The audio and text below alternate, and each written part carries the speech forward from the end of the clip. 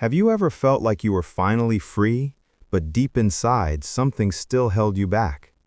Have you ever chased peace or success for so long that even after reaching it, a quiet emptiness still followed you? And have you ever wondered if the brightest light guiding you might actually be hiding the last illusion before the truth? This story is about that very mystery, the final trap before real awakening. It's not about religion or philosophy. It's about you, me, and the invisible net that wraps around every soul trying to awaken. Many believe that awakening is the end of suffering, that once you see the truth, life becomes peaceful forever. But what if that's exactly where the trap begins? What if the ego wears the mask of enlightenment, whispering, "You've made it," while slowly pulling you deeper into illusion? The Gnostics called this the Demiurge's final trick, a false light so beautiful it blinds even the seekers of truth. In this video, we will walk through the hidden patterns that shape this illusion, how comfort turns into a cage, how false light imitates truth, and how ego quietly takes control even in spiritual moments. You'll see how the modern world mirrors these ancient truths in the way we chase attention, compare lives online, and confuse reflections for reality. But beyond that, you'll learn how to break the cycle, not by fighting, but by remembering what's real inside you. So stay until the end, because the story you are about to hear may change how you see light, freedom, and even yourself. Every chapter brings you closer to the moment where illusion dissolves and awareness begins to shine. And before we begin, don't forget to like this video and subscribe to our channel, because together we're going to uncover the truth hidden behind the light. There comes a moment in life when we feel like we've finally understood everything, when we think we've broken free from confusion and suffering. It feels peaceful, almost divine, but very often this feeling hides something deeper. The mind quietly builds a new cage, made not of pain, but of comfort. We call it freedom, yet it limits us in invisible ways. The truth is, when we believe we have figured life out, we stop growing. The ego, clever and patient, loves this moment. It whispers, "You are different now. You are awake." And slowly, the person who once searched for truth becomes trapped again. This time not by darkness, but by a light that flatters. Imagine a man who once struggled for years to succeed. One day, he becomes wealthy, respected, and calm. People listen when he speaks. They call him wise. He begins to believe that his peace makes him better than others. But deep inside, he still feels a quiet emptiness. Every compliment feeds his pride, but not his soul. The cage has changed its color. It is golden now, shining, comforting, but it is still a cage. The same can happen on a spiritual path. You meditate, you read, you talk about awakening, and slowly, the seeker becomes another mask the ego wears. The Demiurge, the ancient symbol of illusion, doesn't only rule through pain or fear. He rules through imitation. He copies light and wraps it in praise, comfort, and pride. He lets you believe you are free because you can see, and yet this belief keeps you within his design. True freedom is quieter than pride. It's softer than knowing. It doesn't shout, "I am awakened." It whispers, "I am still learning." The real journey begins not when you think you've reached the end, but when you realize that every end is only another beginning. The cage disappears when you stop calling it home, when you let go of the need to be free and simply begin to see. The ancient Gnostics said the world is not false, but reflected, a grand mirror that shows the image of the divine without ever holding its essence. The Demiurge, the maker of illusions, works like a perfect artist of imitation. He doesn't create darkness, he copies light. He takes what is real and builds a shadow version of it, something that looks beautiful, feels powerful, and seems true, but lacks life within. We live surrounded by these reflections every day. They smile at us from screens, from success stories, from glittering dreams that promise meaning but give none. They are not evil, they are empty. Think about social media. It shines with images of happiness, love, and achievement. Everyone looks free, joyful, fulfilled. But behind many of those pictures is loneliness, comparison, and quiet exhaustion. The reflection is perfect, but it is not the truth. The Demiurge does not need to frighten us anymore. He only needs us to agree with the reflection.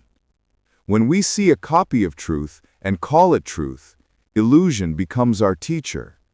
And once we start living for that reflection, seeking approval, attention, or constant validation, we start to lose connection to the real source within us. Even in spirituality, this mirror game continues. Some chase visions, titles, or followers, thinking light must always shine brightly to be real. But real light is gentle, not loud. It doesn't need to prove itself. The divine presence is felt in silence, kindness, and simplicity, not in noise or recognition. The more we look outward for what can only be found inward, the deeper we walk into the mirror. To awaken from this mirror world, we don't need to break the reflection. We need to look beyond it. When we stop mistaking the image for the source, we begin to see that truth was never lost. It was simply hidden behind the glitter of imitation. And in that moment, when the mirror no longer fools you, the light inside you begins to shine with its own quiet power, not copied, not borrowed, but real. There is a quiet moment on the spiritual path when the ego changes its shape. It no longer wants to be angry, greedy, or fearful. It starts to wear white robes, speak softly, and call itself awake. This is the ego's last mask, the most dangerous one. It doesn't say, "I am better than you." It whispers, "I am beyond you." The Demiurge loves this stage because it keeps the seeker trapped inside a new illusion, the illusion of being enlightened. The seeker starts to believe that the light they found is their own, not borrowed from the source. And in that belief, the final chain is forged. Imagine a person who has meditated for years, read many spiritual books, and learned to control their emotions. They seem calm, balanced, and wise. But inside, a quiet pride begins to grow. They look at others who still struggle and think, "They are asleep. I am awake." Every time they repeat that thought, the ego grows stronger, not as darkness, but as false light. It begins to feed on attention, admiration, and self-image. The person doesn't realize that the voice praising them inside is the same voice that once judged them harshly. It has only changed its clothes. Real enlightenment doesn't say, "Look at me." It says, "Look within." It doesn't shine by being seen. It glows quietly in how one loves, forgives, and listens. True awakening is humble. It doesn't seek followers or praise. It simply lives in awareness, like a candle that burns silently in a dark room. The Demiurge's last delusion is to make us believe that awakening is about power or perfection. But it is not. It is about surrender, about becoming so empty that no mask can fit anymore. When you let go of the need to be special, you become free. When you stop trying to be someone who is awake, you start to truly awaken. The ego loses its ground not through force, but through seeing. And when it has no more masks to wear, the real self begins to shine, clear, quiet, and whole. There comes a time when the search for truth turns into another illusion. The seeker begins the journey with pure intention, to find peace, meaning, and light. But somewhere along the way, the search becomes endless. The Demiurge, who feeds on constant motion, quietly smiles. He doesn't need to stop the seeker, he only needs to keep them searching forever. The more they chase, the more trapped they become, running in circles, believing progress is just one step away. The illusion now wears the face of effort. Imagine someone who reads every book, attends every spiritual retreat, and tries every method to awaken. Each time they feel they are close, something new appears, a new teacher, a new idea, a new practice. The mind whispers, "You just need one more step." But this one more never ends. The person becomes a collector of teachings instead of a student of silence. They confuse movement for growth and information for wisdom. The Demiurge loves this because motion without stillness keeps the illusion alive. You can run a lifetime in circles and still call it a path. The truth is, awakening does not come through adding more. It comes through less noise, less effort, less seeking. When you stop running, the silence you feared at the beginning starts to reveal something gentle and real. The Gnostics understood this. Stillness is not laziness, it is listening. It's the space where truth whispers softly, while the world shouts for your attention. When you stop chasing light, the light begins to find you. The greatest discovery often appears when you stop looking, in quiet mornings, in honest conversations, in moments where you no longer try to be anyone. The search ends not by reaching the final answer, but by realizing there was never anything missing.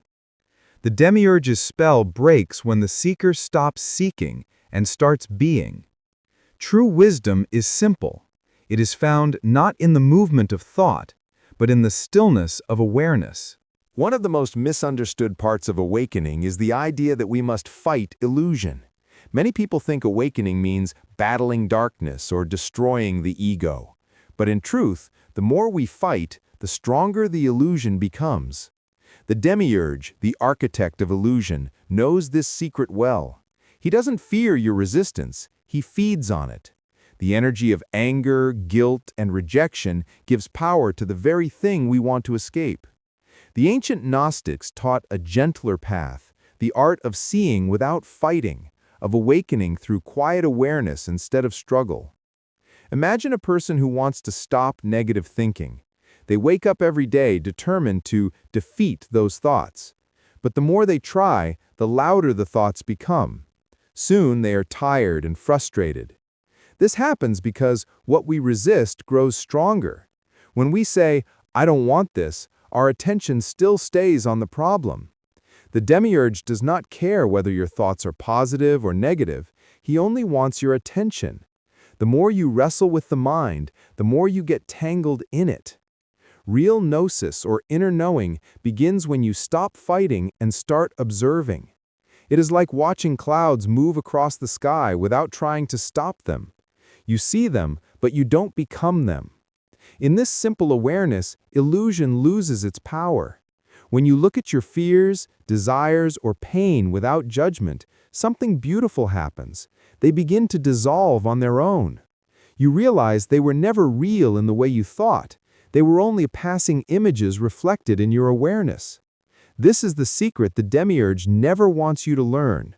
Peace does not come from victory, but from vision. When you see illusion clearly, you no longer need to destroy it. You simply understand it, and that understanding sets you free. True awakening is not a war, it is a gentle opening. When you stop fighting shadows, you begin to see the light that was always behind them. There is a light that no imitation can touch, a quiet radiance that does not need recognition, praise, or applause. The Demiurge, master of illusions, cannot copy this light because it exists beyond form, beyond reflection, and beyond the mind's desire to control or possess it. The true light does not ask you to prove anything. It simply is. It is the gentle presence that appears when you stop seeking, stop comparing, and stop trying to hold on to the idea of being special or enlightened. This light is always within, waiting patiently for you to notice, but it can only be seen when the distractions of imitation are removed. Consider a moment when you helped someone without expecting anything in return, when you listened deeply without giving advice, or when you simply sat in silence, watching the world move around you. That peace, that clarity, is the true light. It does not shine to attract attention, it shines because it cannot do otherwise. The more we try to imitate it, through rituals, images, or words, the more we fall into the Demiurge's trap. Each reflection of love, wisdom, or peace that we chase or display is only a shadow of what is real. The Demiurge can mimic the image of light, but he cannot mimic presence, stillness, or awareness. The Gnostics taught that this light is remembered, not discovered.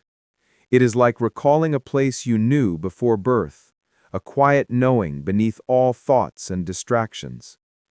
When we cease chasing experiences and let our attention rest on what is, the false light fades and only what is eternal remains. True freedom is not about gaining something new, it is about letting go of every imitation. When you allow yourself to simply be, when you no longer demand proof or signs, you begin to feel the gentle glow of this light. It is not dazzling, it does not compete, and it does not flatter the ego. It quietly expands the heart, softens the mind, and dissolves the masks we wear. The more you remember this light, the less power the Demiurge holds. In its presence, imitation fails, and awareness becomes your guide, showing that freedom and truth were never outside. They were inside all along, waiting for recognition. The last and most subtle illusion is the belief that you are already free or enlightened. This is the ego's final mask, the quiet trick the Demiurge uses to keep even the awakened within his design. When we think we have arrived, when we say, "I am awake, I have seen the truth," the mind begins to weave a new identity around that idea. Suddenly, freedom becomes another goal, and enlightenment becomes another badge to wear. The more we cling to this sense of self, the more the illusion strengthens. True awakening, however, is not about holding on to light. It is about surrendering every image, every idea, and every expectation of who we think we are. Imagine a person who loses everything they once relied on, their career, relationships, or social status. At first, it feels like collapse. But in that emptiness, a subtle peace emerges. There is no one left to protect, no image to maintain, no achievements to define identity. In this surrender, the ego loses its grip, and the quiet presence of the true self begins to shine. It is not a dramatic explosion of awareness.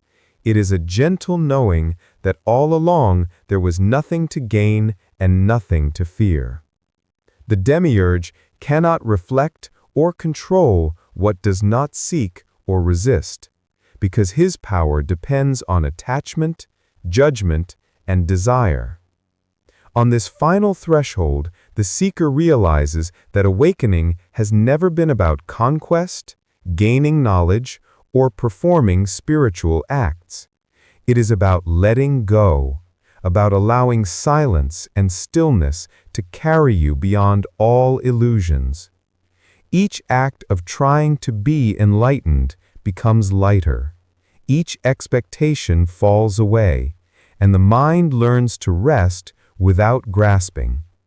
True freedom is simply being present, witnessing every thought, emotion, and experience without claiming ownership. The ultimate liberation comes when there is no one left to awaken. When the sense of I dissolves into awareness itself, the Demiurge's last trap collapses naturally. There is no battle, no victory, only a gentle realization that you were never trapped, you were always free. And in that quiet surrender, the light you have been seeking outside begins to shine within, revealing that the true awakening was always your own remembrance, your own presence, and your own heart quietly witnessing all that is. As we come to the end of this journey, it's important to remember that awakening is not a place or a goal. It is not something to reach or achieve. It is a quiet understanding, a gentle recognition of what has always been within you. Every illusion, every mask, every reflection was never meant to stop you. It was meant to teach you to see clearly. The Demiurge, the master of imitation, only holds power when we mistake reflection for reality, when we chase light instead of feeling it within. Each time we pause, watch, and simply notice, the illusion begins to dissolve on its own. In real life, this shows up in small ways. When fear or desire arises, instead of running or fighting, we observe them. When beauty or comfort tempts us, we see it clearly, without clinging. Every moment of awareness, every pause, is a crack in the mirror of illusion. The more we practice seeing without judgment, the less the illusions can control us. You do not need to force awakening. You simply need to remember the quiet stillness beneath all thoughts, beneath all striving, beneath all masks. This is where freedom lives. True light is simple, gentle, and always present. It doesn't need recognition or proof. It expands the heart, softens the mind, and dissolves attachment. The final truth is that awakening is not about gaining something new. It is about letting go of everything that was never real and remembering that you were never trapped. The real self, the silent witness, is always free. So, as you move forward, keep noticing, keep remembering, and keep allowing stillness to guide you. Every time you choose clarity over comfort, presence over distraction, the illusion loses power. Freedom is not found outside. It has always been inside you, quietly waiting to be recognized, quietly waiting for you to see it. This is the awakening that lasts, the light that cannot be imitated, and the peace that cannot be taken.